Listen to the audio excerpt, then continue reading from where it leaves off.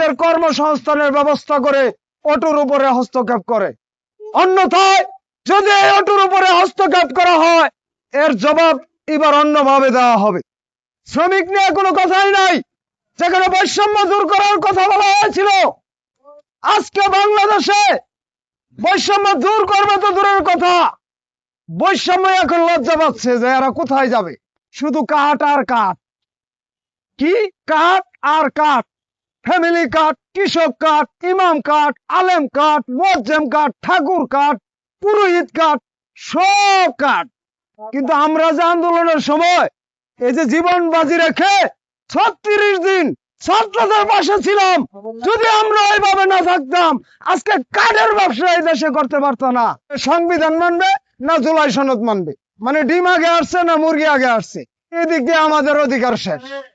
শ্রমিক নিয়ে কোনো কথাই নাই, যেখানে বৈষম্য দূর করার কথা বলা হয়েছিল, আজকে বাংলাদেশে বৈষম্য দূর করবে তো দূরের কথা, বৈষম্য এখন লজ্জা পাচ্ছে যে এরা কোথায় যাবে। এই যে বৈষম্য আছে, এটা এখন লজ্জা পাচ্ছে যে যাবে কোথায়। এই বৈষম্যের তো জায়গা নেই। আপনারা দেখেন যে কোঠার জন্য আন্দোলন করা হলো, কোঠার জন্য একটা ভালো একটি শাসন ব্যবস্থাকে তছনছ করে দেওয়া হলো, উন্নয়নের নামে 12টা বাজিয়ে দেওয়া হলো। সেই কোটা কি এখন শেষ হয়েছে? এই ডিএনসিসি এবং এই ডিসিসির ভিতরে যে মেয়র লাগাইছে, এই মেয়ররা কি নির্বাচিত? এটা কি কোঠার মাধ্যমে আসেনি? প্রধানমন্ত্রী সেই কোঠা চালু করে দেয়নি? দুইজনকে প্রশাসক বানাই দেয়নি? এরা কি রাষ্ট্রীয় লোক না সরকারি চাকরিজীবী? দলীয় লোককে যদি কোঠা ভিত্তিক নিয়োগ দেওয়া হয়, তাহলে কোঠার বিরুদ্ধে আন্দোলন করে আমাদের লাভ কি হলো? পরবর্তী আরেক কাহিনী এখন শুরু হয়েছে, শুধু কাঠ আর কাঠ, কি কাঠ আর কাঠ, ফ্যামিলি কাঠ, কৃষক কাঠ, ইমাম কাঠ, আলেম কাঠ, মুয়াজ্জেম কাঠ, ঠাকুর কাঠ, পুরোহিত কাঠ, সব কাঠ।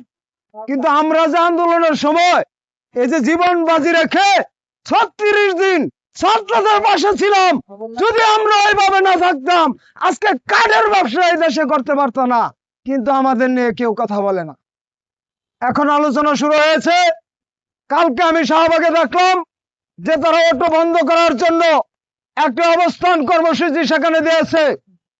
আমি তাদেরকে স্বাগতম জানাই যে আপনারা এ ধরনের কর্মসূচি পালন করেন, দেশবাসীকে সচেতন করেন, তারা যেন আমাদের কর্মসংস্থানের ব্যবস্থা করে অটোর উপরে হস্তক্ষেপ করে। অন্যথায় যদি এই অটোর উপরে হস্তক্ষেপ করা হয়, এর জবাব এবার অন্যভাবে দেওয়া হবে। এই দেশবাসী দেখেছে, ওই উবাইদুল কাদের বলেছিল অটো আর ইজি বাইক চলবে না। আমরা কিন্তু বাংলাদেশের রাজধানীতে আছি, ওই উবাইদুল কাদেররা কিন্তু নাই। এবার যদি অটোর বিরুদ্ধে কোন ধরনের চক্রান্ত করা হয়, তার দাঁত ভাঙ্গা জবাব দেওয়া হবে। আমরা চালাই, আমরা চলি, আমাদের কথা আমরা বলি। রাষ্ট্র যদি কোন কর্মসংস্থান তৈরি না করে আমাদের উপরে এভাবে শাসন নীতি নিয়ে আসে, অবশ্যই দেশবাসীকে সঙ্গে নিয়ে আমরা প্রতিবাদ করব।